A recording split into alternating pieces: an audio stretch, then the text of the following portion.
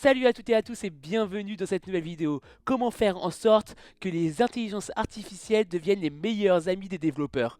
Oui, vous avez bien compris, les meilleurs amis, Batman et Robin, la fraise et la chantilly, Sacha et Pikachu, la belle et la bête. Je vais un peu trop loin, mais vous avez compris le principe. Comment faire en sorte d'utiliser les intelligences artificielles pour augmenter notre efficacité, notre performance, enfin devenir encore meilleur. Voilà, il faut que ça se devienne notre meilleur ami, cette intelligence artificielle. Je vais vous montrer plein d'astuces dans cette vidéo. On va y aller crescendo. Au début, vous allez voir des choses que vous avez sûrement déjà entendues, mais à la fin, je vais vous montrer une pépite. Vous allez voir, ça va être juste génial et vous allez pouvoir directement le mettre en pratique de votre côté dès la fin de cette vidéo d'ailleurs. Donc restez bien jusqu'à la fin de la vidéo, vous n'allez pas le regretter. Dites-moi dès maintenant en commentaire si vous utilisez les intelligences artificielles au quotidien, donc ChatGPT par exemple, puisque c'est la mode en ce moment. Ça va m'intéresser et je lis et réponds à tous les commentaires. Donc n'hésitez pas, ça nous permettra de discuter ensemble. Profitez-en pour mettre un pouce en l'air, comme ça sera déjà fait, parce que la vidéo va commencer et vous allez oublier par la suite. Et n'oubliez surtout pas aussi de vous abonner et d'activer la cloche. Vous êtes de plus en plus à me suivre sur cette chaîne, ça fait vraiment plaisir. Donc n'hésitez pas à le faire, c'est complètement gratuit. Et ensuite ça, comme je vous l'ai dit, la vidéo va commencer, elle va être juste géniale. Je me vante un petit peu, juste génial cette vidéo, vous allez voir. Mais vous allez oublier de vous abonner, c'est trop dommage parce qu'il va y avoir des masterclass qui vont arriver dès la semaine prochaine. D'ailleurs, je vous tease un tout petit peu la vidéo de la semaine prochaine. On va créer un site web avec les intelligences artificielles, comme on l'a fait pour la vidéo précédente où on a créé une application mobile avec les intelligences artificielles. Bah là, on va créer un site web avec la technologie Flutter, parce que ça fait longtemps que j'avais envie de vous montrer ça, qu'on pouvait faire aussi des sites web avec Flutter. Et à la fin, on va carrément héberger le site web, comme ça vous pourrez aller carrément le voir. Donc n'oubliez surtout pas de vous abonner et d'activer la cloche pour voir cette magnifique vidéo qui arrivera très prochainement. Allez, assez parlé, on commence, let's go, c'est parti. Ok, donc on va commencer tout simplement avec ChatGPT. Aujourd'hui, on va voir beaucoup de choses avec ChatGPT. Vous allez voir comment ça peut devenir vraiment un allié pour les développeurs et vous aurez plus du tout rien à craindre de ChatGPT. Alors là, par exemple, on va commencer par la première astuce, c'est de lui demander d'expliquer un code. Par exemple là j'ai un code en Python, on va lui demander explique-moi ce code. Donc je lui ai demandé explique-moi ce code, je lui ai collé carrément un code en Python. Le code comme ça il additionne juste deux matrices, voilà c'est tout ce qu'il fait. Donc on va voir déjà ce qu'il va faire. Ce code définit une fonction appelée addMatrice qui permet en entrée, qui prend en entrée deux matrices, blablabla. Il me dit vraiment un truc super détaillé pour calculer la somme, voilà c'est exactement ça qu'on voulait. Déjà là il est capable d'expliquer un code, donc vous avez un code que quelqu'un d'autre a codé dans votre entreprise ou que vous trouvez sur internet, vous voulez avoir une explication, vous lui demandez, ça il est capable de le faire. Donc là on y va vraiment tout doucement, hein. D'accord, ça je pense que vous savez déjà qu'il était capable de le faire. Là où ça va être assez intéressant, on va pouvoir aussi lui demander de convertir ce code dans un autre langage. Par exemple ce code là il est en Python, mais moi j'aimerais bien l'utiliser dans mon projet Flutter par exemple. On va lui demander de convertir ce code en Flutter. Wow, bah qu'est-ce qui s'est passé? Bon, alors pendant que j'étais en train de vous parler, et bah ChatGPT a complètement planté et maintenant j'arrive plus à retourner dessus. C'est pas très grave, on va continuer la démo en utilisant le playground de GPT-3. Donc GPT-3 est un tout petit peu plus puissant que ChatGPT, donc c'est une astuce aussi que je vous donne. Vous pouvez aller sur platform.openai.com/playground et utiliser directement GPT-3, il est un tout petit peu plus puissant. Donc là, pour vous montrer, ChatGPT sait le faire aussi, je lui ai demandé de convertir le code qu'on avait tout à l'heure en Flutter. Et puis là, qu'est-ce qu'il me sort? Il me sort exactement le code qu'on voulait en Flutter. Voilà. Donc ça aussi, ça marche très bien, donc vous pouvez lui demander de convertir directement du code. On peut aussi lui demander de gérer les erreurs de ce code, parce que si on regarde bien, en fait, là il y a une petite erreur, c'est qu'il ne vérifie pas que les deux matrices ont la même taille, par exemple. Et je vais pas lui dire, je vais juste lui dire, peux-tu gérer les erreurs de ce code? Donc là, vous voyez déjà, il vérifie si les matrices sont à nul, ce qui est intéressant. Et puis là, il vérifie bien si les matrices ont la même taille. Donc c'est aussi très intéressant. Ok, donc ça, il sait très bien le faire, vous voyez, donc ça peut être super utile de prendre une fonction à vous et de lui demander de gérer les erreurs de cette fonction, vous voyez. Donc on va aller un tout petit peu plus loin, on va lui demander maintenant de rajouter des commentaires à cette fonction. Donc ça peut être aussi pratique, ça vous évite de l'écrire vous-même, hein, d'accord. Donc tac, boum, il vous sort une documentation déjà très bien faite. Vous voyez, hop, alors elle est un peu longue, hein. Add two matrices together and return the result. Ok, ça marche très bien. Et ça retourne bien une exception. Par contre, là, il m'a mis des choses. Ah oui, comment on utilise la matrice? Si, il a très bien fait. Comment on utilise la fonction. Donc, il a même mis une documentation de comment utiliser la fonction. Donc, c'est très bien. En fait, il a mis une vraie documentation. Donc ça c'est cool, ça c'est aussi encore une autre astuce, vous pouvez très bien lui demander ce genre de choses. Ok, maintenant on va prendre un autre exemple, on va lui demander d'optimiser une fonction, vous allez voir. Donc là je lui donne une liste d'entiers et je lui demande d'aller me chercher le maximum. Donc c'est une fonction qui n'est pas du tout optimisée, on va lui demander de l'optimiser pour nous. Donc ça c'est pratique, hein. Imaginez que vous avez plein de fonctions de votre côté et vous allez demander à ChatGPT tout simplement d'optimiser vos fonctions. Et voilà, il l'a fait là, vous voyez. Donc si on regarde bien la différence entre les deux, en fait tout simplement au lieu de faire un for, voilà, avec donc une variable i, d'accord, un compteur, et ben il m'a fait un for each. Voilà, donc il va parcourir toute la liste. Bon bref, ça c'est vraiment une optimisation qu'il a réussi à faire. Vous voyez, la fonction est nettement plus simple que ce qui est juste au-dessus. Voilà, donc il est capable aussi d'optimiser vos fonctions et ça c'est juste génial. Vous voyez, on peut aussi lui demander d'écrire des tests unitaires sur cette fonction. Regardez, je lui demande juste écrit des tests unitaires. D'ailleurs, il m'a même complété pour cette fonction. Vous avez vu, j'avais pas marqué pour cette fonction. Ah, attends, je peux plus, je peux pas scroller vers le haut. Voilà, c'est bon.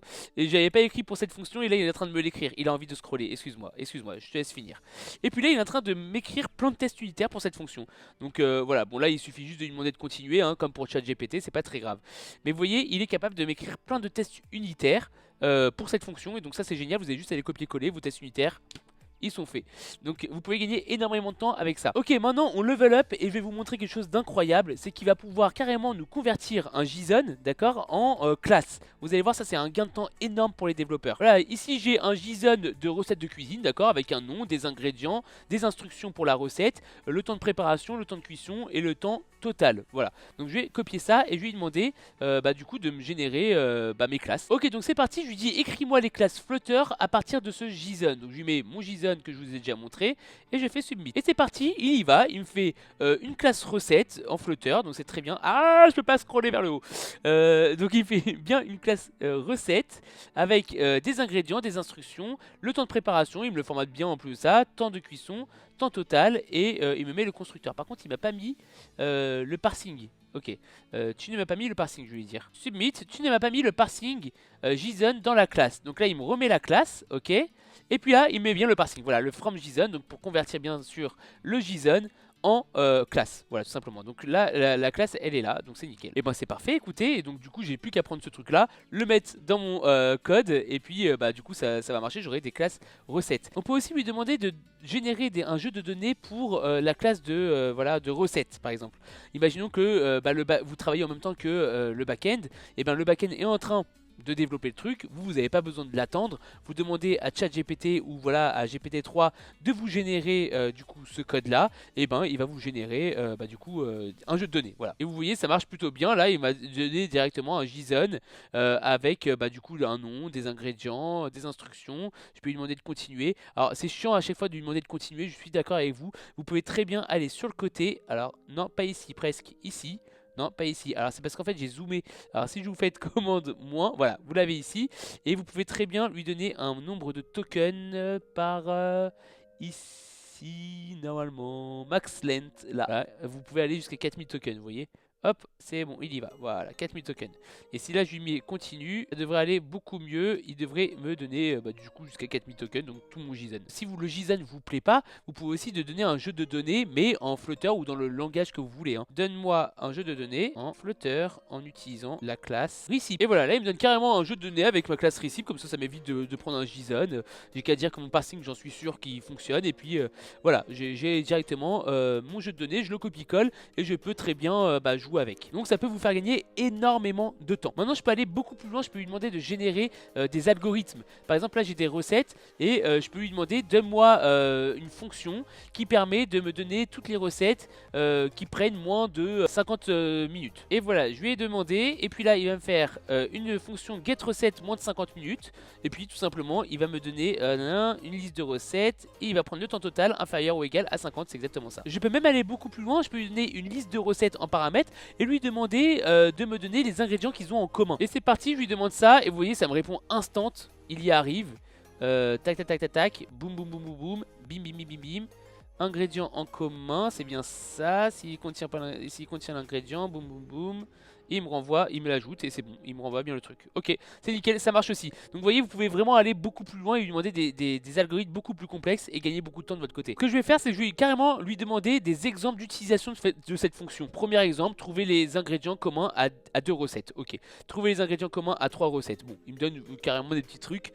C'est pas ouf, mais ça marche, ok. Maintenant, on va un petit peu level up encore une fois. Et puis, je vais carrément lui demander de m'écrire les specs fonctionnels et techniques de cette fonction, par exemple. d'accord. Comme ça pourrait me faire gagner du temps et le filer à l'équipe iOS ou Android ou peu importe pour pouvoir communiquer sur cette fonction. Voilà, tout simplement, je lui demande de me l'écrire les spécifications techniques et fonctionnelles. Donc spécifications techniques, en entrée une liste de recettes, en sortie une liste de chaînes de caractères, par exemple les ingrédients, voilà. Le temps d'exécution, il faut que ça soit ON, ok, très bien. Les spécifications fonctionnelles, la fonction prend une liste de recettes en entrée et retourne une liste des ingrédients communs à toutes les recettes. Les ingrédients sont ajoutés à la liste de sortie s'ils ne sont pas déjà présents. Ok, bah ça marche très bien, hein, vous voyez, il m'a sorti une fonction... Bah, alors là c'est très simple bien entendu parce que la fonction est très simple. Ok, maintenant on va un petit peu encore une fois level up et on va lui demander d'autres choses. Par exemple là j'ai une recette de cuisine, je vais lui demander un affichage design de cette recette de cuisine, en Flutter par exemple. Voilà, donne-moi le code Flutter pour afficher cette recette de cuisine avec un beau design. Ça on l'avait vu la semaine dernière sur ma vidéo précédente, qu'il arrivait vraiment à le faire, il arrivait à designer un petit peu les choses. Attention, encore une fois, les données de ChatGPT ou de GPT-3 d'ailleurs datent de 2021 à l'heure actuelle, hein. Donc du coup c'est vrai qu'il utilise des composants qui sont un peu vieillots. Voilà, donc faut juste un petit peu adapter. Et voilà, donc c'est bon, il l'a fait. Vous voyez, j'ai ma recette qui est là. Il m'a mis un petit background, poulet rôti, ingrédients, instructions. Donc voilà, il m'a mis un petit design, il m'a mis des petits paddings. Voilà, histoire que ce soit un peu plus joli. Bon, pourquoi pas.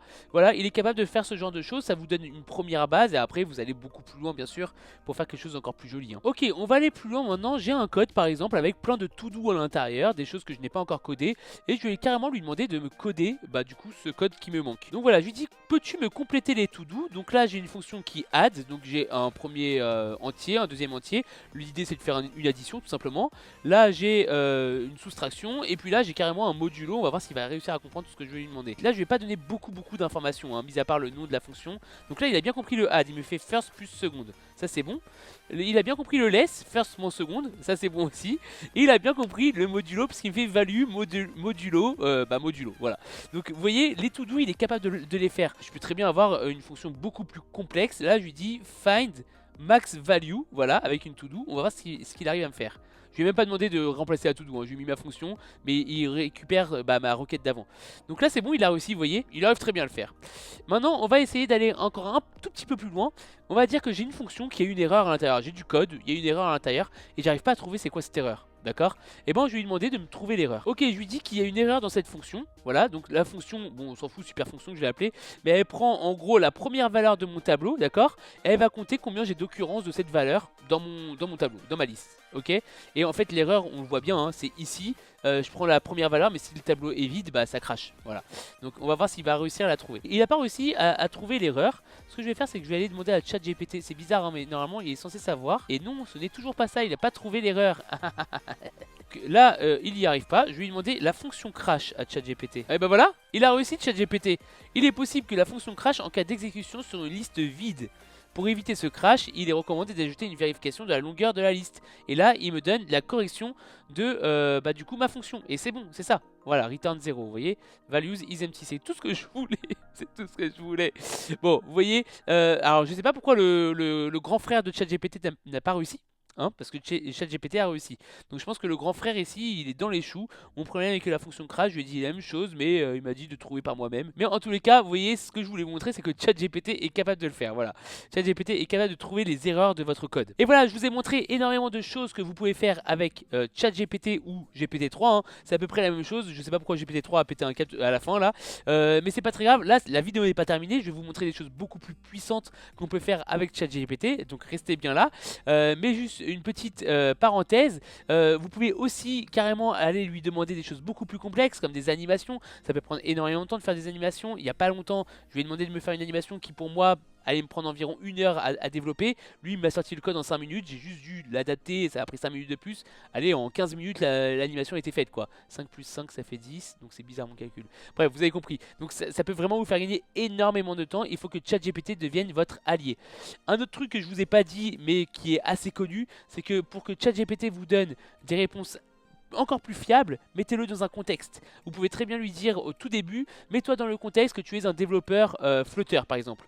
Et vous allez voir ce qu'il va me répondre si je lui dis ça. Alors vous voyez, c'est un nouveau chat, hein. Je lui dis, mets-toi dans le contexte que tu es un développeur Flutter.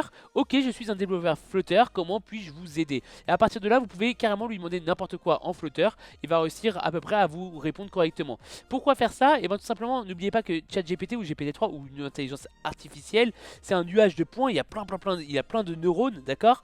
Et le fait de déjà lui donner un contexte, et ben au lieu de chercher dans tous ces neurones, et ben il va chercher directement là où vous lui avez demandé d'aller chercher. Donc c'est-à-dire là le développement Flutter. Donc voilà, il va éliminer tout le reste et il va pouvoir vous donner une réponse beaucoup plus fiable. Voilà, donc ça c'était juste une toute petite parenthèse. Maintenant, on va aller un tout petit peu plus loin. Je vais vous montrer des extensions à ChatGPT pour aller beaucoup plus loin dans vos développements et dans votre vie de tous les jours. Le tout premier, c'est Merlin. Merlin, c'est une extension Chrome, donc vous l'ajoutez à Chrome directement. Hop, ajouter l'extension, je le fais devant vous.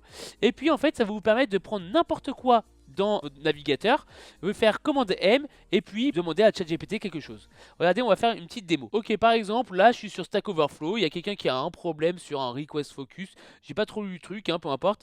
Là par exemple, je vais lui dire, je vais copier ça, je vais faire un commande M.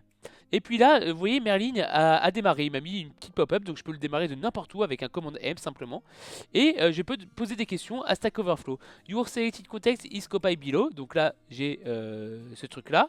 Donne-moi une solution. Et là, j'ai fait entrée. Et puis là, il me dit request reset the focus on an element, but it will not trigger the onClick event. To trigger the click event, we need to use the JavaScript function click. Bon, là, il sait pas que c'est de l'Android, du Kotlin. Mais du coup, voilà, il m'a déjà donné un élément de réponse. Là, c'est juste un seul exemple, mais ça peut aller beaucoup plus loin, vous vous imaginez bien. Là, j'ai pris cet exemple-là, mais je peux très bien aller sur un article, récupérer l'article et lui demander de me faire un résumé, par exemple. Voilà, par exemple, là, je suis sur un article sur le Galaxy S23 qui a toujours cette fonctionnalité controversée. D'ailleurs, j'ai grave la flemme de savoir c'est quoi cette fonctionnalité controversée. Je sélectionne une partie du texte, voilà. Hop, je fais commande M pour ouvrir. Là, il me donne l'article. Je lui dis fais-moi un résumé. Et là il est carrément en train de m'écrire le résumé de l'article qui est juste derrière. Ça m'évite de le lire en entier. Et si jamais le résumé m'intéresse, je vais aller le lire quoi. Donc ça c'est Merlin. Bon alors ChatGPT est de nouveau dans les choux. Juste le jour où je tourne cette vidéo. C'est pas très grave, je vais vous montrer la vidéo de présentation de Superpower. Voilà, par exemple il va permettre d'avoir un petit bouton copier pour pouvoir copier directement tout le prompt. Ça c'est plutôt cool parce que du coup tout sélectionner des fois c'est un peu relou. Donc c'est un petit confort, hein. Je vous avoue c'est un tout petit confort. Vous allez pouvoir aussi, vous voyez en dessous, alors mince, il y a la barre ici, vous pouvez pas le voir. Comment vous faire pour que vous puissiez le voir, hein. Mais en gros, vous pouvez mettre la flèche du haut sur votre clavier et ça va vous récupérer directement la requête, le prompt juste d'avant. Voilà, par exemple là c'est What's the population of San Francisco? What's the population of San Francisco? Voilà, j'ai réussi. Tu mets la flèche vers le haut et puis il va te reprendre What's the population of San Francisco? Voilà, il va te le réécrire directement automatiquement, donc ça c'est plutôt pratique. Les développeurs ont l'habitude d'utiliser ce genre de choses. Vous allez voir, il y a un bouton Copy All qui est juste là, vous ne le voyez pas mais il est là, d'accord, Copy All, qui va vous permettre de copier toutes les réponses et ça c'est ultra pratique. Voilà, donc c'est un tout petit confort supplémentaire sur ChatGPT, mais j'avais envie de vous le montrer. Surtout, ce que je veux vous montrer aussi, c'est que tous ces extensions Chrome, il y a une vidéo que monsieur Paradisiac 1337 a fait où il vous montre 5 extensions Chrome. Donc c'est grâce à lui que j'ai trouvé ces 2 extensions. Donc il faut rendre à César ce qui appartient à César. C'est ce monsieur là et n'hésitez pas à aller vous abonner, ces vidéos sont plutôt sympathiques. Allez, on passe au dernier point. Et bien là j'ai envie de vous montrer quelque chose d'incroyable. Voilà, là on fait le level up plus parce que ça c'est juste incroyable ce que je vais vous montrer. Ce logiciel qui s'appelle Make va me permettre en fait de attacher Notion avec ChatGPT. Ok, je m'explique ce que j'ai envie de faire. Ici j'ai Notion, donc encore une fois vous pouvez le brancher avec un autre logiciel que Notion, hein, bien sûr. Et j'ai 2 colonnes, j'ai une colonne title que j'ai appelée et une colonne proposition. Dans la colonne title, en fait, en gros, je vais pouvoir lui demander une requête, n'importe quoi. Par exemple, donne-moi 2 recettes de gâteau au chocolat. Et puis, en fait, ce que je vais faire, c'est que je vais aller sur Make, ici. Je vais faire tourner mon script. Mon script, qu'est-ce qu'il va faire? Dans un premier temps, il va aller récupérer ce document-là. Il va récupérer la nouvelle entrée. Donc, il va détecter qu'il y a une nouvelle ligne. Et il va récupérer, du coup, juste la colonne qui est là, title, le contenu. Et il va envoyer cette requête-là à ChatGPT. Ensuite de ça, ChatGPT, enfin GPT-3, là, pour le coup, va va exécuter du coup la requête, il va récupérer la réponse, et cette réponse-là, la dernière option, là, le dernier step, et ben il va le coller dans proposition ici. Et vous allez voir, tout seul, je ne fais rien, j'ai les mains en l'air, et bien dans proposition, il va y avoir la réponse. Voilà, hop, il est arrivé. Gâteau le tout premier, la première recette, gâteau au chocolat à la crème et au beurre, et gâteau au chocolat moelleux. Voilà, il m'a généré 2 recettes automatiquement. Donc, vous voyez, ChatGPT, vous pouvez le pousser beaucoup plus loin pour faire d'autres choses. Donc là, je vous ai donné un exemple très simple. Vous pouvez aussi brancher, bien entendu, comme je vous l'ai dit, avec des feuilles Excel. Vous pouvez le brancher avec plein de choses. Le mec permet de... Et il a tout ça. Hein. Il a vraiment énormément de logiciels sur lesquels vous pouvez le brancher et sur lesquels vous pouvez utiliser ChatGPT par la suite. D'accord? Donc c'est hyper intéressant, je vous conseille vraiment d'aller l'essayer. Le logiciel s'appelle make.com, vous avez qu'à y aller, hein. Vous allez voir. Il y a des tutos dessus sur la chaîne de Shubhan Sharma, excuse-moi si j'écorche son nom. Voilà, il a 95 000 abonnés, il est vraiment génial, moi je le suis personnellement et il apprend beaucoup de choses. Il a fait une vidéo sur Make justement et ChatGPT, donc je vous conseille vraiment d'aller voir un petit peu ce qu'il fait et il vous montre, il a aussi une formation payante, bon, mais qui montre comment utiliser Make. Donc c'est vraiment super sympa. Oui, voyez qu'avec ce genre d'outils, on peut aller très loin avec ChatGPT. Vous pouvez déjà dès maintenant aller télécharger, enfin vous inscrire sur Make et commencer à le brancher avec vos outils. Là, je vous ai montré un cas super simple avec Notion, mais imaginez que vous avez votre spec technique qui est écrit sur Notion ou sur un autre document Word ou un truc comme ça, et vous faites tourner Make pour que ChatGPT vous génère des jeux de données, bah c'est hyper puissant quoi. Vous pouvez aller vraiment hyper loin et gagner beaucoup de temps.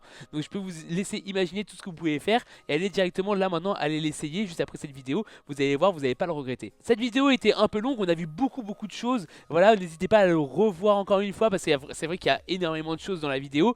J'espère vraiment que ça vous a plu. N'hésitez pas à mettre un pouce en l'air parce que j'ai vraiment réuni tout ce que j'avais envie de vous réunir sur ChatGPT et le développement. Il y a encore beaucoup de choses à mon avis. N'hésitez pas à me mettre en commentaire d'ailleurs si vous avez d'autres astuces à utiliser avec ChatGPT en tant que développeur. Vous voyez, encore une fois, ChatGPT ne va pas prendre votre place. Il faut vraiment que ça soit un allié pour vous et que vous puissiez l'utiliser pour justement aller encore plus loin dans vos développements. Voilà, être encore meilleur. Si vous n'êtes toujours pas abonné à la chaîne, n'hésitez surtout pas à vous abonner et à activer la cloche. Il y a encore plein d'autres vidéos qui vont arriver par la suite. J'ai beaucoup aimé faire cette vidéo. J'ai hâte de vous retrouver pour la prochaine.